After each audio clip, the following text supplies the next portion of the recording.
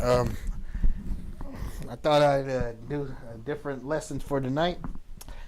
Uh, I want to talk about the slavery in Palestine because there's a lot of people that picking sides over the what's going over there up in with the Israel and Palestine uh, conflict that's over there, and like I said before that I believe that you know that no one should be picking a side over there because they're both fighting over land that doesn't belong to neither of them. That said, I want to talk about the persecution that's going on with over there in Palestine. With the slavery, the history of the slavery, in which the Palestinians often called their black slaves al-Abid, right? So I'm going to get into that here, and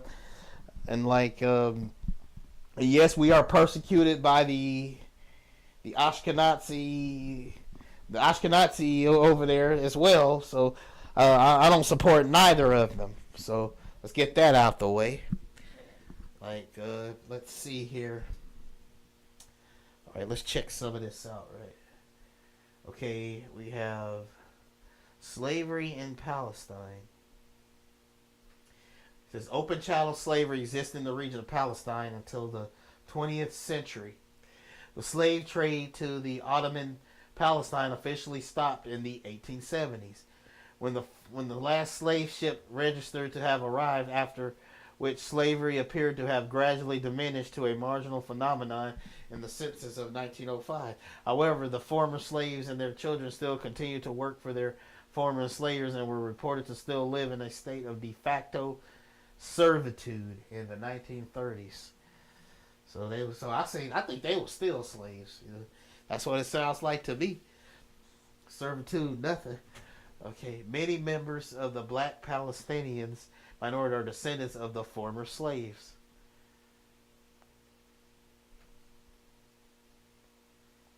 Palestine was historically a part of the bigger states, and institution of slavery in the area was consequently represented by the institution of slavery in the Rashidun Caliphate. The slavery in the Umayyad Caliphate. Slavery is the Abbasid Caliphate.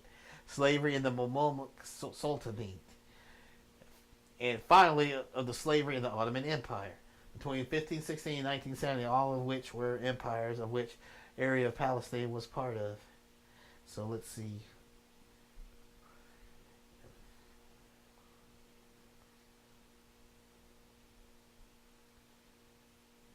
The chattel slavery.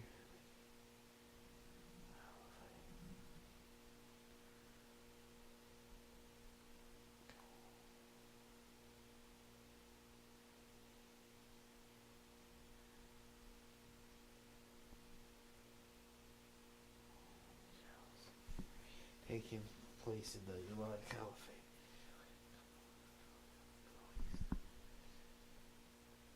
The Umayyad Caliphate. Slavery in Mamluk. Slavery in the Ottoman Empire.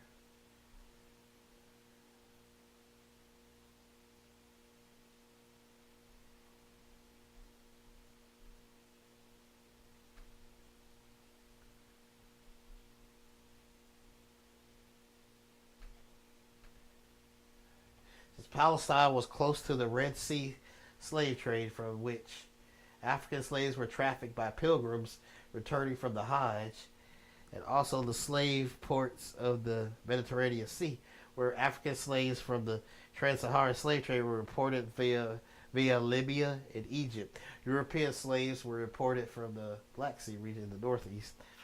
Caribbean slave. Okay.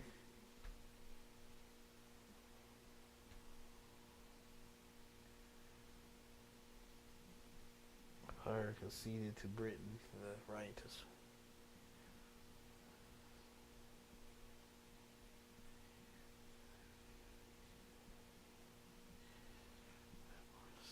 the British occupation of Egypt in 1882 seriously disrupted the import of slaves. Well, you got the British that actually was telling the Palestinians to stop the slavery and stop them too, right? Empire, since large parts of the slave import had come via Egypt.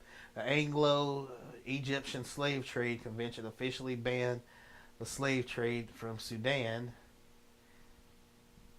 to Egypt, thus formally putting an end to import of slaves from Sudan. Formerly, the Ottoman Empire declared black slave manumitted.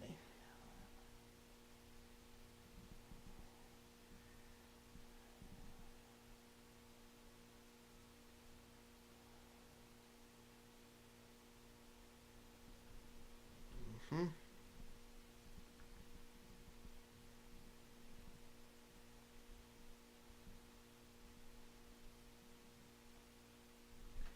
A lot.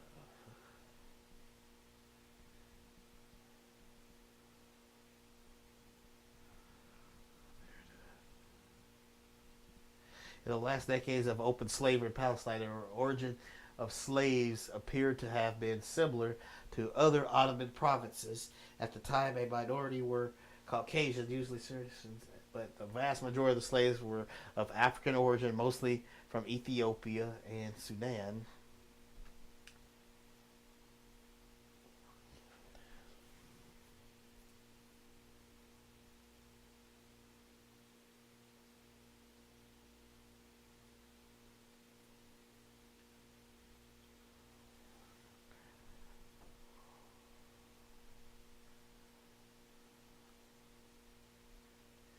Says, okay.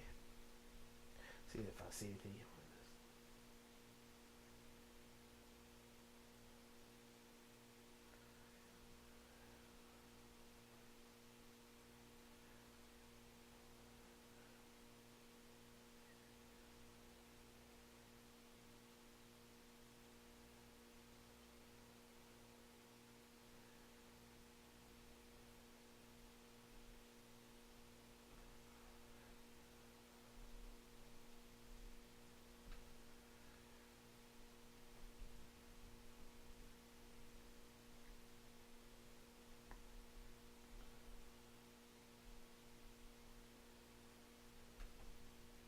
Okay.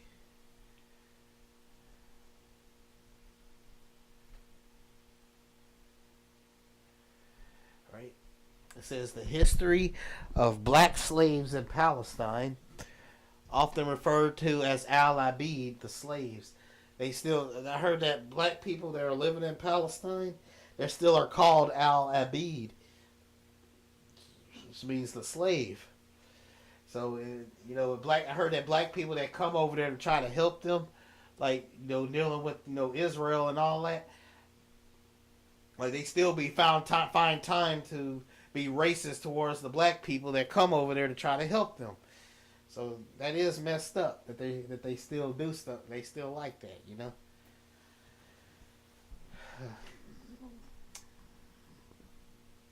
Early and medieval periods.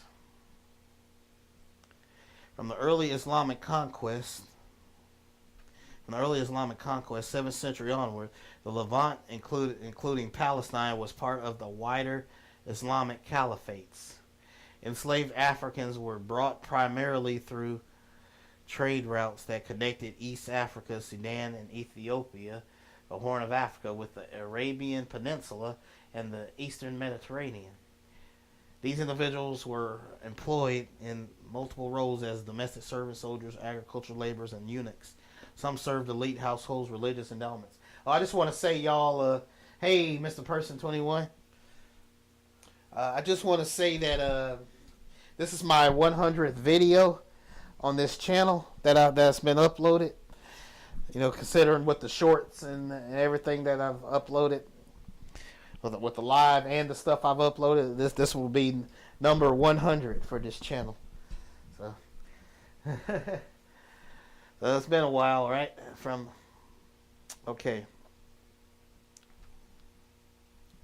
the early Islamic conquest, the Levant, including Palestine, was part of the wider Islamic caliphates.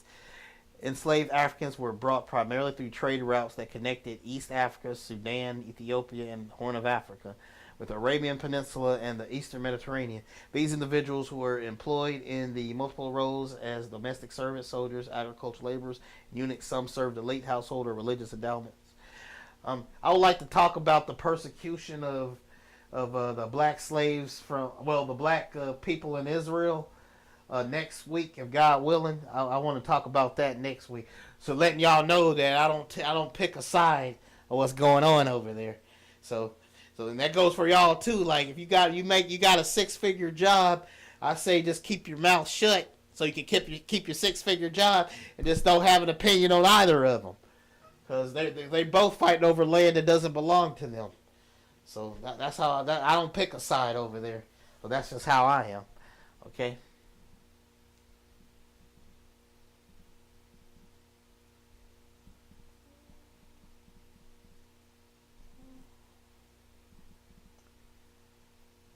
During Ottoman rule, Palestine remained. It says during Ottoman rule, Palestine remained integrated into the empire's slave networks. Enslaved Africans were traded through ports like Jaffa, Gaza, and Acre, though most entered via Egypt or the Arabian Peninsula. Slaves in this period were primarily women who were forced into domestic or sexual labor, though male slaves also worked in households and agriculture. The Ottomans officially abolished the slave trade in the 19th century under European pressure. So it was the Europeans that were ones that stopped them. Wow. Y'all hear that? But the practice persisted informally well into the late 1800s.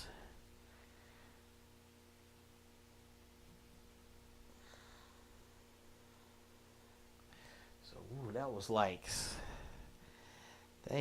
500 years, was it? Dang. 500 years of slavery. British.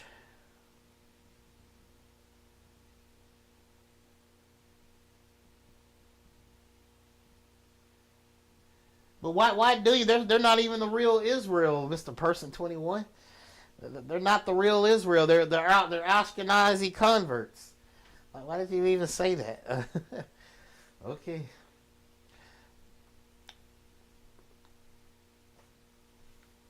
I know they both fighting over land that don't belong. They're both fighting over land that doesn't belong to neither of them. So.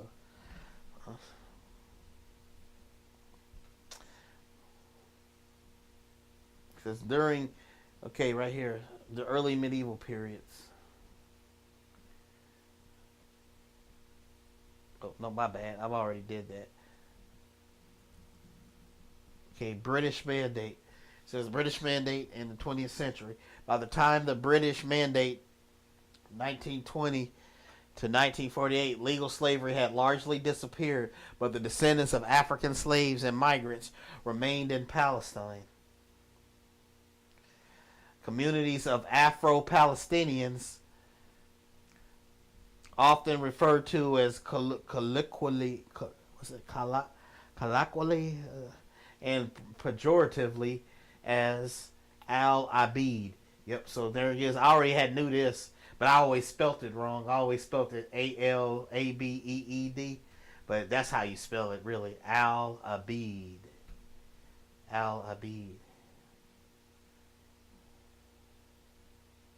Oh, okay. I got you.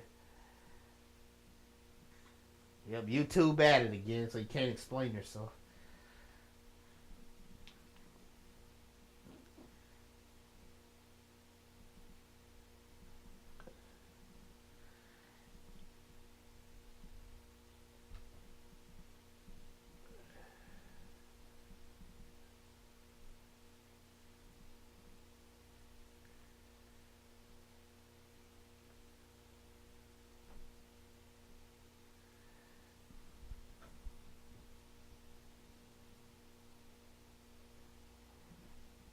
Maybe I need to move this a little bit.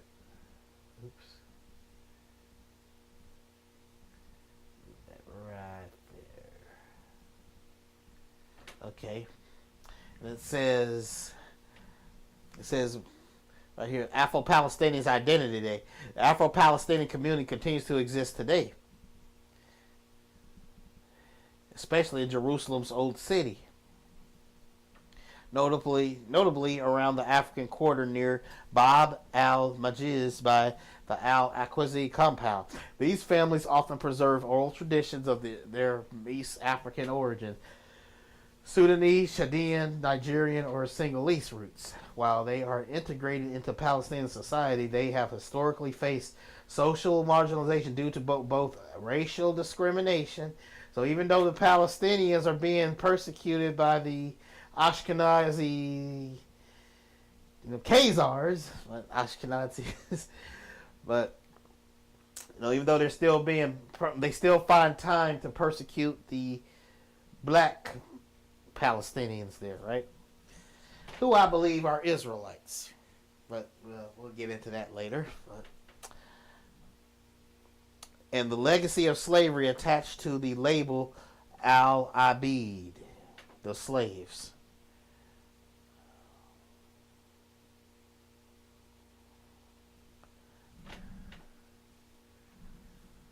See, key themes: integration and marginalization.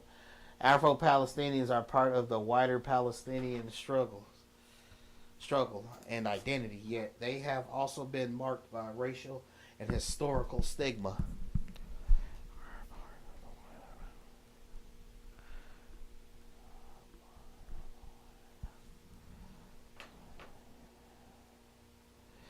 See, religion and pilgrimage. Some African Muslims arrived as pilgrims to Jerusalem and stayed, blurring the lines between voluntary migration and forced servitude. Memory and heritage. Oral histories preserve the memory of slave ancestry, even where written records are scarce. In summary, the history of black slaves in Palestine reflects broader regional patterns of African enslavement in the Islamic world, followed by abolition and the transformation of former slave population into a distinct, though often marginalized community that still exists today. Still exists today. Okay.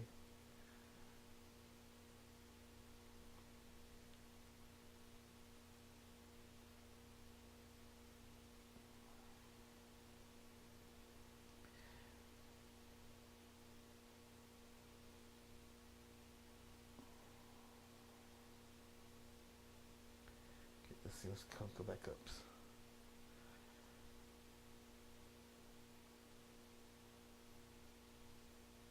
It says Afro-Palestinian communities. It says Afro-Palestinian communities form a unique part of Palestinian society, with the most well-known concentration in Jerusalem, Jericho, Gaza, and Hebron. Many families trace their origins to enslaved Africans brought to the region during the Ottoman period, while others descend from African pilgrims who came to Jerusalem for the Hajj and settled near Al-Aqwas Mosque. I'm probably not even saying that right. Al-Aqwas Mosque. Jerusalem, the African quarter.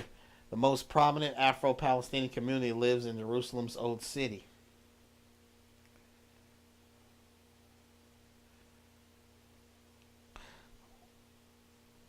Near Bab al-Majiz by Al-Aqwas compound. This area is known as the African Quarter. Harit al-Afriq, the community descends from West and Central Africans, particularly from Chad, Sudan, and Nigeria, who arrived in the late Ottoman period and during the British Mandate. Many were originally pilgrims or soldiers in the Ottoman army who stayed behind, while others were descendants of slaves. Today, Afro-Palestinians in Jerusalem play a visible role as custodians and guards of Al-Aqwas Mosque. Despite their deep integration in the Palestinian national identity, they have historically faced marginalization and racial prejudice, often being pejoratively labeled Al-Abid, the slave. Right? Jericho, Gaza, and Hebron. Smaller Afro-Palestinian communities exist in Jericho, Gaza, and Afro-descendant families often trace their roots to Sudanese Chaldean ancestors who arrived as part of Ottoman garrisons or through pilgrimage. In Gaza and Hebron, Afro-Palestinians tend to be more dispersed, but oral traditions still preserve the memory of African ancestry, linking them to the wider African diaspora in the Middle East. The town of Al-Abid. There are references in oral traditions and older geographic accounts, places or quarters. Oops, let me.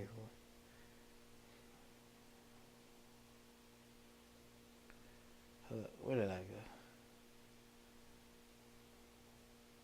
go? Oh, tell. Okay.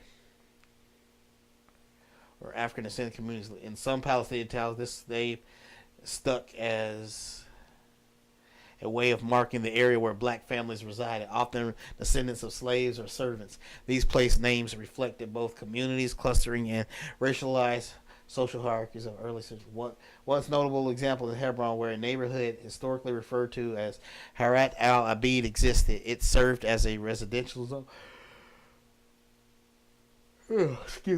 Residential zone for Afro-Palestinians, many of whom were descendants of people brought during Ottoman rule. Though the label carries pejorative connotations, these communities have preserved their heritage, faith, and integration into broader Palestinian struggles. Identity and contemporary role. Afro-Palestinians identify fully as Palestinians and have been active participants in the Palestinian national movement. Many served as fighters, community leaders, and mosque custodians. At the same time, they continue to work to preserve their African culture heritage through oral histories, a community association, and public memory. In presence, the term al-Abid is largely seen as offensive due to its association with slavery, yet it also marks the historical reality of how these communities were once perceived.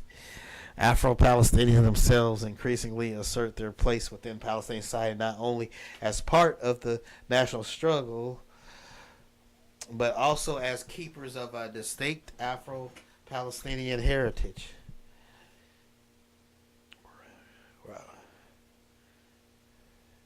And here's what I ask, because the reason God said He was punishing Palestine, it was because of all the slavery that happened there, right? Now, and I asked it, since they say that the Ashkenazis are Jews, are the Israelites, I asked it. I asked the question. I said, were Ashkenazi Jews ever enslaved in Palestine at a large scale throughout history? That's what I asked it. Here you go, Ashkenazi slavery history. It says, there is no, y'all hear this? Remember, the Bible says that God is punishing Palestine because of the slavery that went on there, right? If the Ashkenazis are the real Israelites, right, then it would talk about them being enslaved, right? But this is what history tells us. There is no historical evidence of Ashkenazi Jews being enslaved in Palestine on a large scale at any point in history. The history of slavery in the region primarily involved Africans. So I think that's further proof that the Israelites are black, because it says there ain't no history of Ashkenazis at any time being enslaved in Palestine. So they can't possibly be the Israelites, because God said the Israelites went captive into all nations. And that Palestine would count as what? And all nations. And Ashkenazis didn't go to captivity up into Palestine. They just didn't. The history of slavery in the region primarily involved Africa, referred to as Al-Abid. And in earlier times, other peoples brought through conquest or trade, but not Ashkenazi Jews as a distinct group. Context of Ashkenazi Jews in Palestine. Medieval period. Ashkenazi Jews originated from Central and Eastern Europe. Were a minority presence in Palestine until the late medieval and early modern periods. Most Jewish communities in the region prior to the 19th century were Sephardic or Mizrahi, descendants of Jews from Spain, North Africa, and the Middle East. Ottoman period, 1517 to 1917. Ashkenazi Ashkenazi immigration to Palestine. Ashkenazi immigration to Palestine increased gradually in the 18th and 19th century.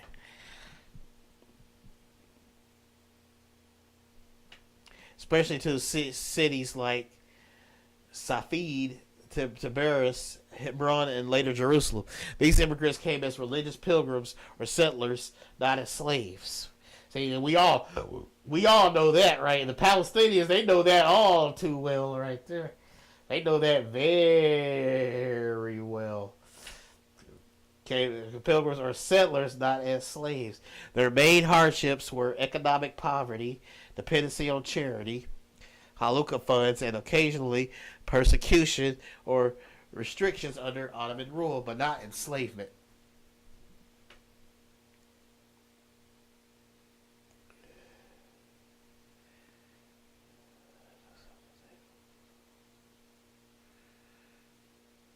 It says slavery in the region.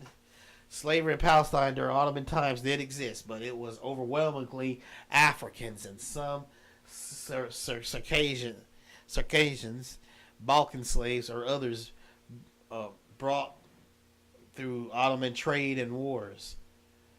Enslavement was not tied to Ashkenazi Jews. 20th century. Under the British Mandate and later State of Israel, Ashkenazi Jews arrived in large numbers from Europe, especially with pogroms and the Holocaust. They came as settlers, refugees, and immigrants, not as slaves. So think about this, folks. The prophecy says that when Jesus comes back, he's going to regather the children of Israel. He's going to bring them out of their land of their captivity and back into Israel, right? But that's strange. When this happened in 1948, notice how they only came from Europe, mostly. Like they didn't come from the territories that God said they would come from in 1948. Because God said that one of the areas that He was going to regather Israel from would be Cush, and they didn't come, and that didn't happen in 1948. They didn't bring large scale Black Israelites, because if let's say that, you know what happened when they brought the Ethiopian Jews over back in the 1990s, was it? When that if they were us, like if the Ethiopian Jews were them, and vice versa, and they're both Israelites, wouldn't God say that? Wouldn't that be a prophecy where God say a third time He would bring them? That'd be technically a third time that He would bring them, but God said He would bring them a second time. So so there's a contradiction there, because they say they brought the Ethiopian Jews over to Israel in the 90s, in which they came over, the Ashkenazi came over in the 1940s, in 1948. So that would make it technically a third time, since they went and picked up the Ethiopians. But God said He would do this a second time. So that goes to show you that they don't fulfill prophecy, that they can't possibly be the true Israelites of the Bible.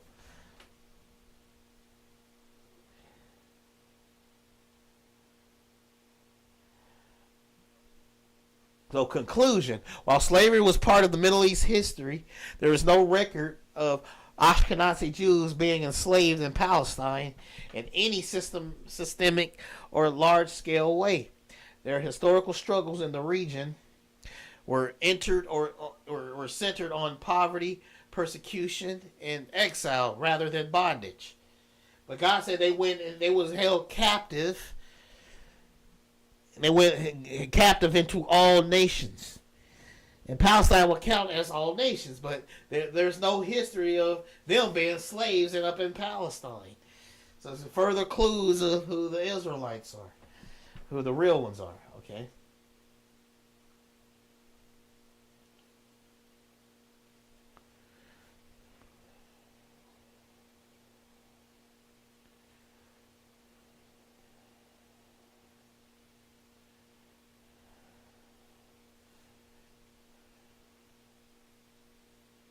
When the Ashkenazi Jews arrived in large numbers, did they bring slaves? When the Ashkenazi Jews arrived in large numbers from Europe, did they bring slaves with them, whose slaves they were, like it says in Isaiah 14:2? It says there is no historical record of Ashkenazi Jews bringing slaves with them when they arrived in large numbers from Europe to Palestine in the 19th and early 20th centuries. Immigration wave. Ashkenazi Jews who migrated to Palestine, particularly during the first Aliyah, 1882, 1903. Second Aliyah, 1904, 1904. And so subsequent waves were primarily fleeing pogroms and anti-Semitism, and later the Holocaust in Europe. They came as refugees, settlers, and idealists in pursuit of religious, cultural, and nationalist aspirations, Zionism, not as slaveholders. Economic and social reality. These immigrants were often impoverished and dependent on aid from Jewish organizations and philanthropists, such as Rothschild's family. Their communities had to build agricultural settlements, towns, and institutions largely from scratch, relying on their own labor or hired local Arab workers, not enslaved people.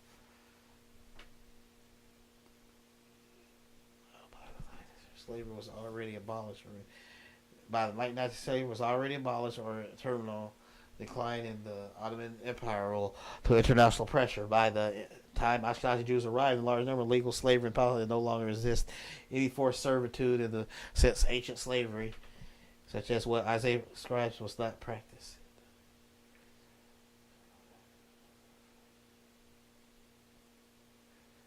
Prophetic or eschatological. The verse Isaiah refers to prophetic or eschatological vision, not to historical description of Jewish returnees enslaving others in the modern era. Jewish and Christian commentators generally treat this as a symbolic or future. Generally interpret this as symbolic or future-oriented passage, not as literal guide to the. So there you go. So it's another huge clue. So they think it's future oriented, so they do agree that that's future prophecy. But since the Ashkenazi Jews never went into slavery, it can't possibly be talking about them. Because they never went into slavery. They just didn't. But yet here you have God saying He's going to punish Palestine for slavery. And yet the Ashkenazis never went into slavery, but it does tell you that Africans went into slavery. That is a huge clue that Africans are the Israelites, because only they went into slavery. Ashkenazis never went into slavery.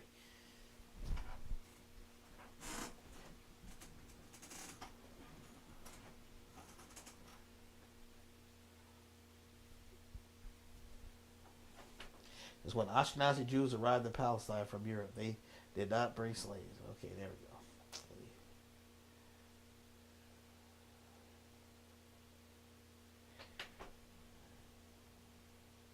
Did Saudi Arabia ever trade slaves with Palestine? Yes, there is historical evidence that Arabian Peninsula, including what is now Saudi Arabia, was connected to Palestine through regional slave trading networks. Though Palestine was more of a destination or a transit point rather than a major slave market itself, here's how it unfolded.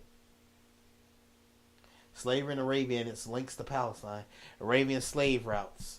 For centuries, enslaved Africans were brought into the Arabian Peninsula through Red Sea and Indian Ocean trade routes. Ports like Jeddah, Mecca, and Medina were major hubs where enslaved people, often from Sudan, Ethiopia, and East Africa, were sold or transferred.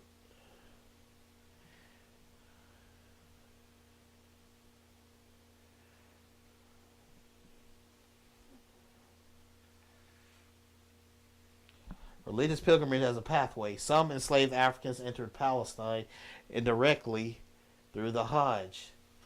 Pilgrims, including enslaved individuals, traveled from Africa to Mecca, and some were later sold, manumitted, or resettled in Ottoman territories like Palestine. Ottoman networks, both Arabian Peninsula and Palestine, were under Ottoman control for centuries, 1517 to 1970. 1917. This meant movement of enslaved persons was relatively fluid across these territories. Jeddah, for example, was a key entry point, and from the slave people could be taken northwards into Syria, Palestine, or Egypt.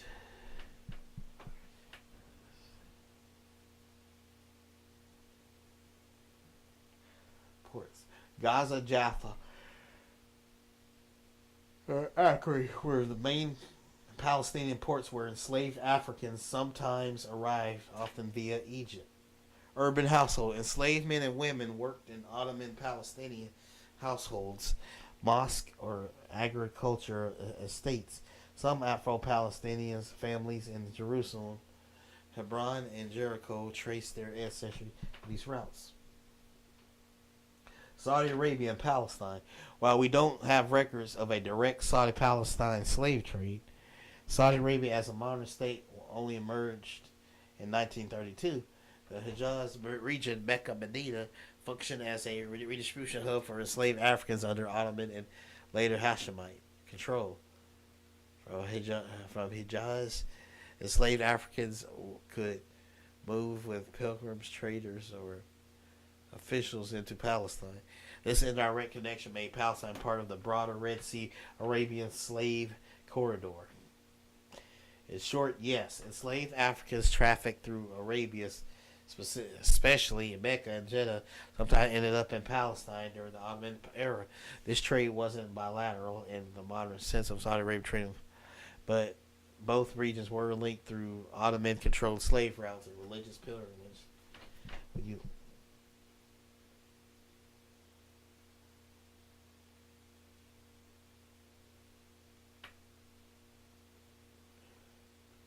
Based on historical record, there is no evidence that Palestine itself was a major exporter of slaves into Arabian Peninsula, what is now Saudi Arabia. Instead, Palestine was usually a receiver.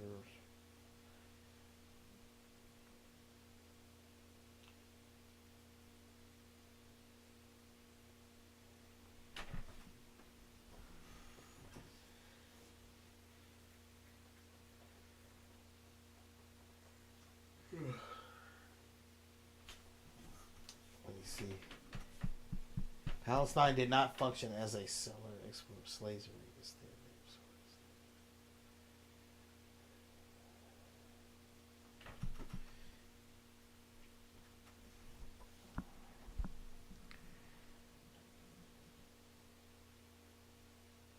Under the Ottoman Empire, slavery was legal but declining by the 19th century. Under international pressure, the Ottomans banned the slave trade in 1847 and gradually outlawed slavery in practice by the late 1800s. When the British Mandate began in 1920, slavery was already formally abolished. Britain reinforced the ban, and under international law, slavery was illegal.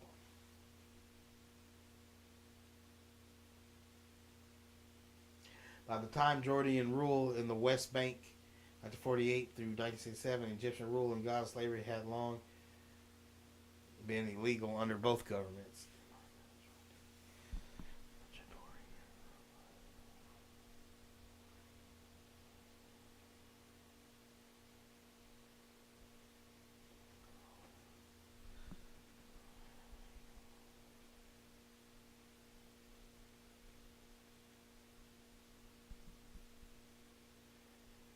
Persistence after abolition. While formal slave markets closed, some informal practices persisted into the early 20th centuries, particularly in wealthy households in Jerusalem, Hebron, and Gaza. These cases typically involved domestic servants of African descent, many of whom were technically free but still lived in highly dependent conditions resembling servitude. Oral histories from Afro-Palestinian families sometimes describe their grandparents or great-grandparents as being kept by Palestinian notables even after slavery was outlawed.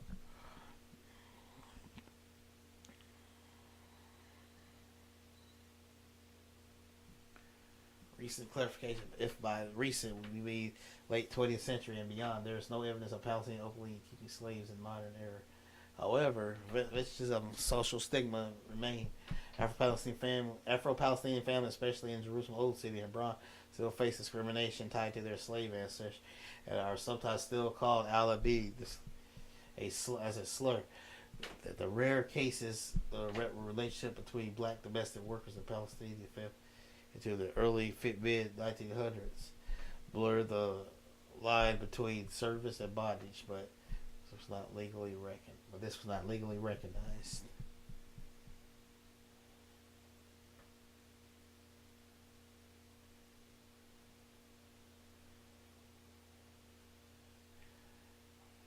Let's unpack it carefully. Distinguish ancient Islamic culture. It says biblical and Greco-Roman eras. In antiquity, the land of Palestine, Canaan, Israel, Judea, Philistia, was part of a larger empires: Assyrian, Babylonian, and Persian, Greek, and Roman.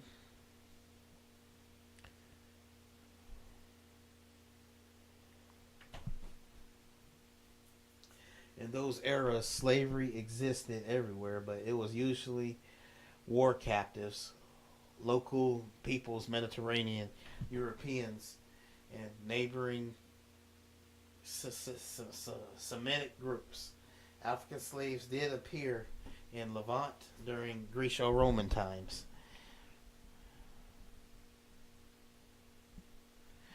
Brought mainly from Nubia and Ethiopia via Egypt, but there is no evidence of a structured export.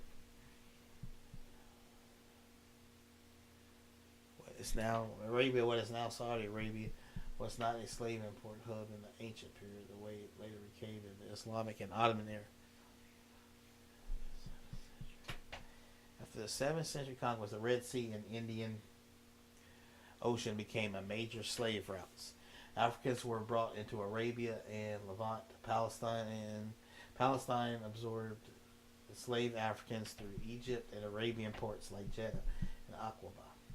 However, the flow was overwhelming into Palestine, not out of it. Palestine was a receiver or transit region, not an export. In the Ottoman period, enslaved Africans entered through Egypt,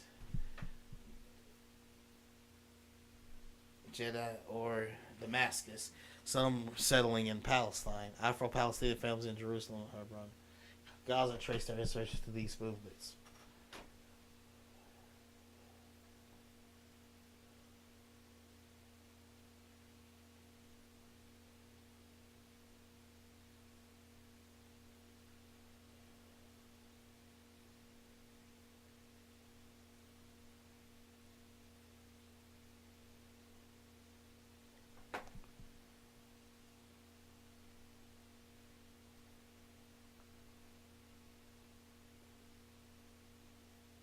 So historical reality, the opposite of what you asked, rather than Palestine enslaving Africans and selling to Arabia, it was Arabia, especially Mecca and Jeddah, that served as an entry point for enslaved Africans who sometimes ended up in Palestine.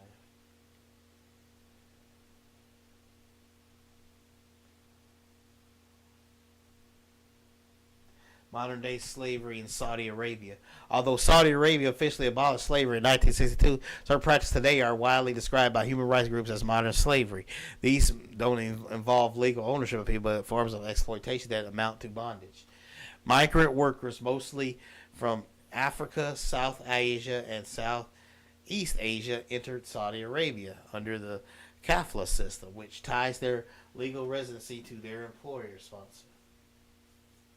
Employers can confiscate passports, withhold wages, and restrict movement, effectively trapping workers. Many domestic workers face abuse, overwork, and confinement resembling slavery. Human trafficking reports of trafficked workers brought under the false pretenses of promised decent jobs, but forced into domestic servitude or even sexual exploitation. Victims often cannot escape because leaving the employer invalidates their visa status. Exploitation of vulnerable groups. Domestic servants, especially women from Ethiopia, the Philippines, Sri Lanka, and Indonesia, are among those vulnerable. Some face physical and sexual abuse with limited legal resource. It's not that the United Nations completely ignores it, but the response is complicated. Saudi Arabia, political and economic power. Saudi Arabia is a powerful UN member with major influence due to oil wealth, investment, and its role in global security. As a result, diplomatic and economic interests often blunt the strength of UN criticism. So because Saudi Arabia has the fatness of the earth, aka oil, that's beneath their feet, and they give out that oil and they became really rich, the nations refuse to say anything about the black slavery that's going on because they love getting that oil money from Saudi Arabia. That makes sense. We got a lot of sellouts out here. The United Nations stance. Agencies like the International Labor Organization, ILO, and the UN Special Rapporteur on Contemporary Forms of Slavery have issued reports highlighting abuses under the kafala system. The UN Office on Drugs and Crime, UNC, recognized trafficking in the Gulf as a major problem. However, public messaging is often muted compared to stronger language used against weaker states. Reform promises. Saudi Arabia announced labor reforms in 2021 aiming to loosen kafala restrictions, but rights groups say enforcement is weak and abuses continue. UN bodies tend to highlight these reforms as progress even when reality is more limited. Conclusion: modern slavery exists in Saudi Arabia mainly through the kafala system and exploitation of migrant workers. The UN has acknowledged it, but tends to tread lightly because of Saudi Arabia's influence and geopolitical importance. Which means they might as well be being bribed, folks. But the strongest criticism usually comes from NGOs like Amnesty International, Human Rights, rather than direct UN sanctions.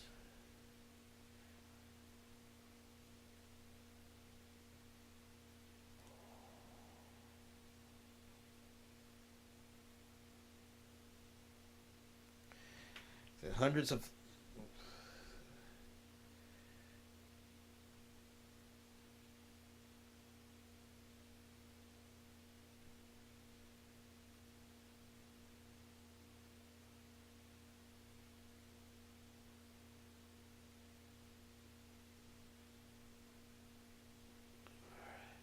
British naval strategy targeted sea lanes and let's skip.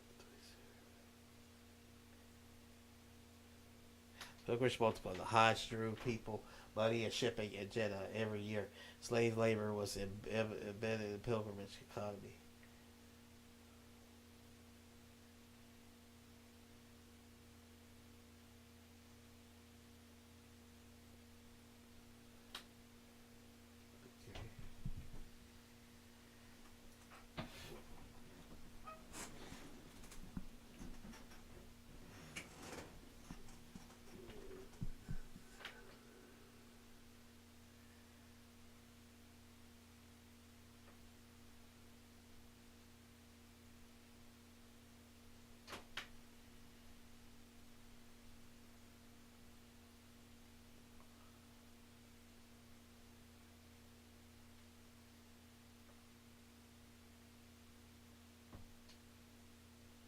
Let's see.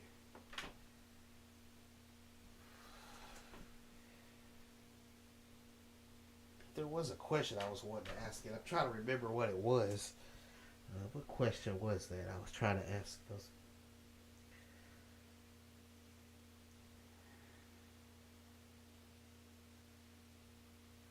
Or is.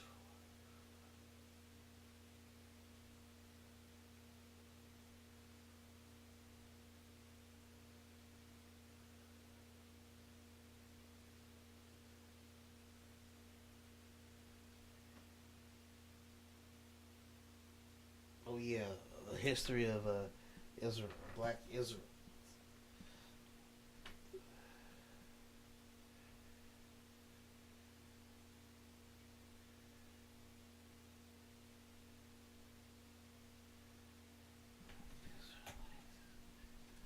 History, history.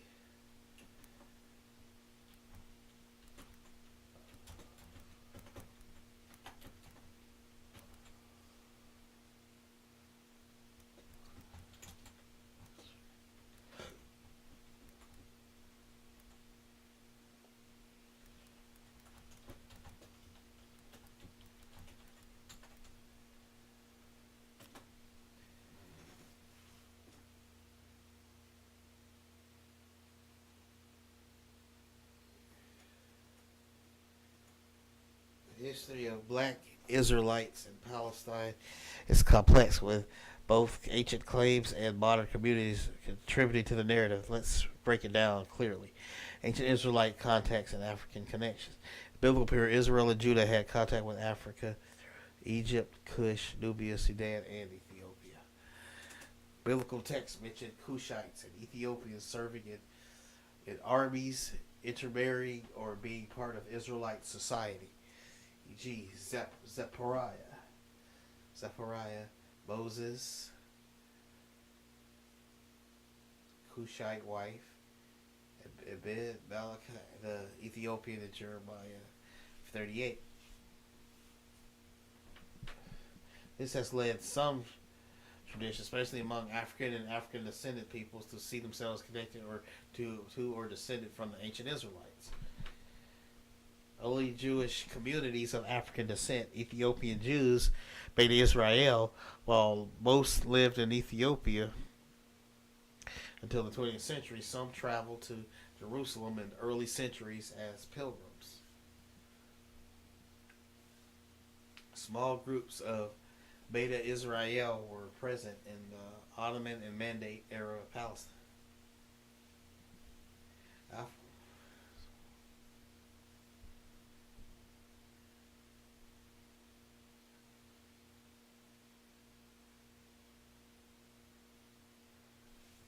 African pilgrims. During Ahmed's time, African Muslims from Sudan, Chad, Nigeria, and Senegal sometimes settled Palestine after the Hajj program. They adopted and blended with Jewish Afro-Palestinian and Israelite identity. The Afro-Palestinian community in Jerusalem and Hebron often traces ancestry to African Muslims, but some identify strongly with biblical Israelite heritage, seeing their presence in the Holy Land as part of the ancient Israelite lineage. Oral tradition sometimes merge Africanness with Israelite identity, reinforce biblical passages describing Israel's ties with Africa. Black Hebrew Israelites in modern Palestine, Israel, in the 20th century, African Americans who identify as descendants of biblical Israel migrated to Israel, Palestine. The largest group is in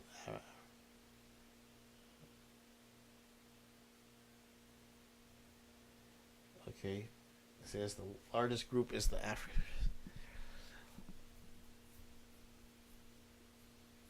Over time, they gained partial recognition by Israeli state, granted residency, military service, and some citizenship rights, though their status was contested for decades. Present day, I bet it would be. Going around saying you're Israelite and you look completely different from them, so it's gonna be like that. So it come with some weight right there. Present day, today, black Israelite identity in Palestine, Israel exists in two main strands: Afro-Palestinians in Jerusalem, Jericho, to integrate African and Palestinian identity, with some asserting ancient Israelite heritage. African Hebrew Israelites in Damona and other towns maintain distinct religious culture and community based on their belief in direct descendant with the biblical Israelites.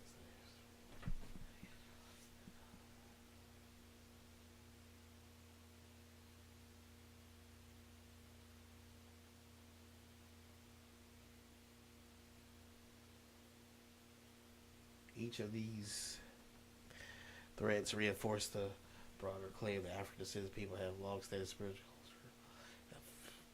Okay. Let me see, what else can I ask it? I want to ask it something else, but if anybody got any ideas, maybe I can ask it for you or something. Ask chat. What can I ask? Let's see. Let me think for a second before I say anything.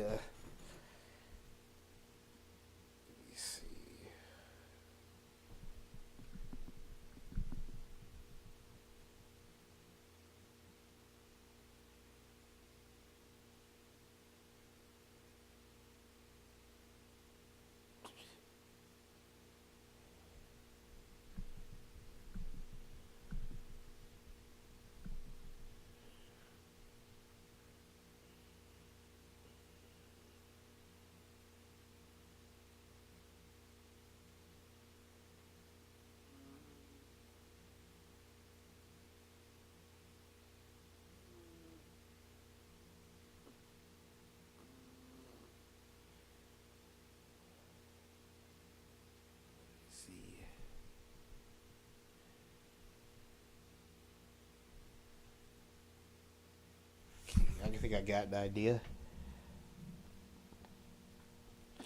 Have Ethiopians discriminate.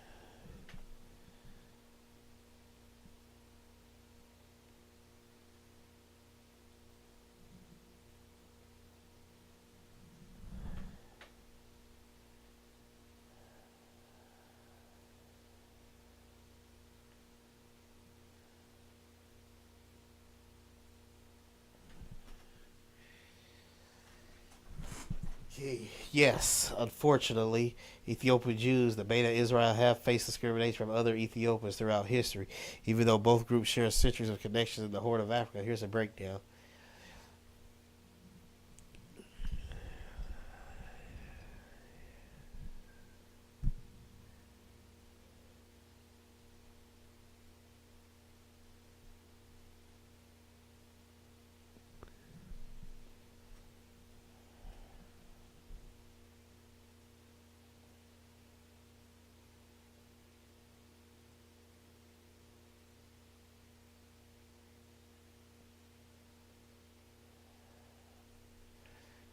Beta Israel. Okay, here we go. Historical perception in Ethiopia.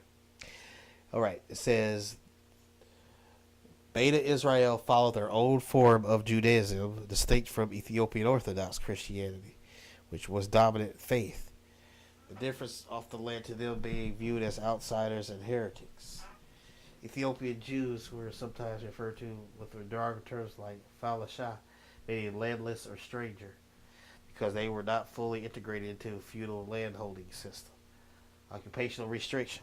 Many Beta Israel were limited to certain trades such as blacksmithing, pottery, or weaving jobs, often stigmatized in traditional Ethiopian society.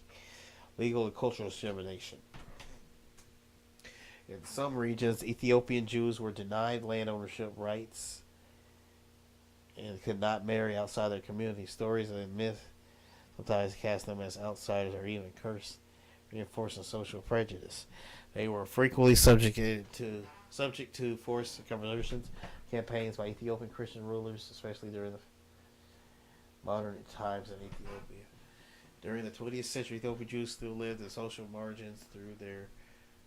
There were periods of relative tolerance. In the 1970s and 1980s, famine and war disproportionately affected Beta Israel villages. This context, combined with discrimination, contributed to their desire to migrate to Israel. Operation Moses and Solomon. Operation Moses and Solomon. Yep, I heard of that. Operation Moses in 1984. Solomon in 19. But they get brought over there to ancient Israel only to be persecuted. I mean, they get brought over there to Israel only to be persecuted. Ain't that sad? Israel, ironically, after leaving Ethiopia to escape discrimination, Ethiopian Jews have also faced racism and inequality in Israel, from housing and employment challenges to police profiling and struggles for full recognition of their Jewish status by rabbinic authorities. In summary, yes, Ethiopians historically discriminate against Ethiopian Jews mostly because of religious difference, land exclusion, and social stigma. A land legacy of marginalization partly explains why so many Beta Israel seized the chance to migrate to their Israel once it became possible. All right, I think that'll do it for now. So I just want to thank y'all for joining me. Thank you, Mr. Person 21, for commenting. Hope you took something back with you from this little thing I had tonight. I just want to say I appreciate all of you. Thank you so much. This is my video number 100 for this channel. So I made it that far. So anyway, I just want to say thank you guys for watching. Remember to live every day in victory. And of course, you're in the victory music, victory fanfare. Till next time, dudes, to do that.